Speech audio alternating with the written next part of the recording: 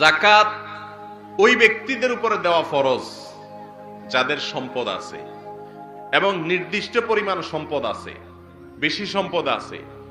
স্বর্ণ অথবা রূপা, শুধু স্বর্ণ থাকলে 7.5 ভরি স্বর্ণ আর রূপা থাকলে 52.5 তোলা রূপা, এই পরিমাণ যদি গহনা থাকে তাহলে প্রতি বছর ওইটার যে বাজার মূল্য বিক্রয় করতে গেলে এখন যে মূল্য আসবে সেই মূল্য অনুযায়ী শতকরা 2.5 টাকা, 1,02,500 টাকা, এই হারে যাকাত বের করে বছরে একবার সেটা গরিবকে দিতে হবে।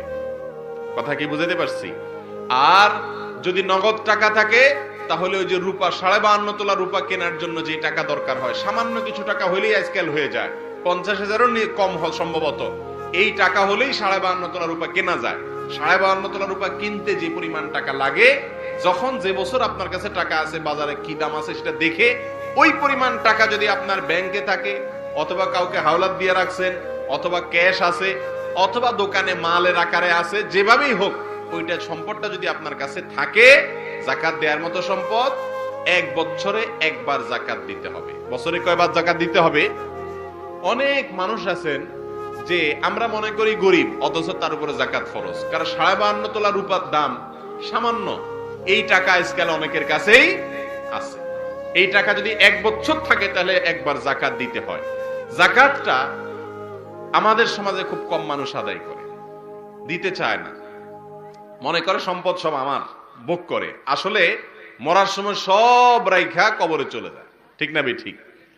নিজের সম্পদের যাকাত নিজে দেয় না, সব রেখে চলে যায়। এগুলো সব ভোগ করে কারা? ছেলে মেয়েরা। ভাইরা আমার, যাকাত যদি কেউ না দেয়, আল্লাহ বলেছেন ইয়াউমা ইউহমা আলাইহা ফি নারি জাহান্নাম, কিয়ামতের দিন আপনার সম্পদকে জাহান্নামে ফেলে রেখে আল্লাহ পুড়ে ছাই করবেন না, বরং লোহার মতো এটাকে গরম করবেন, উত্তপ্ত করবেন। যার সম্পদ যত বেশি তার শাস্তি তত বেশি হবে যদি সে যাকাত না দেয়। আর ওই পাতকে গরম করার পরে তার কপালে, তার পিঠে, বুকে, তার দুই পাশে পিঠে ছেক দেয়া হবে আগুনের, সেই পাত দিয়া শাস্তি দেয়া হবে এবং বলা হবে ফাযুকু মা কুনতুম তাকনিজুন, দুনিয়াতে যে যাকাত না দিয়ে আমার কয়ে সবকাল ধরে রাখছো, গরিব দুঃখীর দাও নেই, এখন তার সাজা ভোগ করো। ভাইরা আমার, এই জন্য যাকাত দিতে হবে যাদের সম্পদ আছে।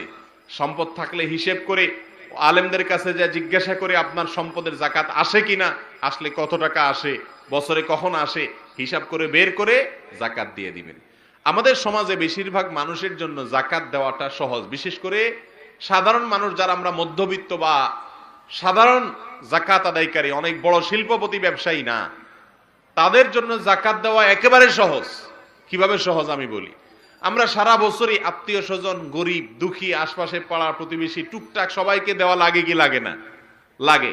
আজকে ভাগ্নির বিয়া, পরশু ভাতিজির বিয়ে, তরশু এলাকার একটা গরিব মানুষের চিকিৎসার খরচ লাগে। এরকম টুকটাক কাজে আমাদের সবসময় দেওয়া লাগে কি লাগে না? এই লাগাটা, এই দেওয়াটা আপনি শুধুমাত্র যাকাত থেকে হিসাব করে করে দিবেন। কোত্থেকে দিবেন? যাকাত থেকে, বাস, তাহলে হয়ে গেল। যাকাত সারা বছর ধরে দেওয়া যায়। আপনি শুধু ডায়েরিতে বা একটা খাতাতে লিখে রাখবেন যে আজকে একজন গরিব আসলো, তাকে এটা দিলাম যাকাত থেকে, নোট করে রাখেন। বছর শেষে এবার হিসাব করলেন কত টাকা দিলেন, আপনার যে যাকাত আসছে সেখান থেকে আপনি এটা বাদ দিলে হয়ে গেল। কত সহজ। অতএব যাকাত যাদের ফরজ আছে, যাকাত আদায় করবো তো ইনশাআল্লাহ। আর যাদের যাকাত দেওয়ার মতো পয়সা কড়ি নাই, 52.5 তোলা রূপা কেনার মতো সামর্থ্য নাই, তারা তো বেঁচে গেছেন, এই ফরজ তাদের উপরে বর্তাবে না। ইসলামের 3 নম্বর খুঁটি যাকাত দেওয়া, এটা গেল। কোরআনে আল্লাহ যত জায়গায় বলেছেন নামাজের কথা, সব জায়গায় যাকাতের কথা বলেছেন। কারণ অনেকে নামাজ পড়তে রাজি আছে কিন্তু যাকাত দিতে রাজি নেই, কারণ নামাজ পড়তে পয়সা খরচ হয় না। পয়সা খরচ হয়? নামাজ পড়তে পয়সা খরচ হয়?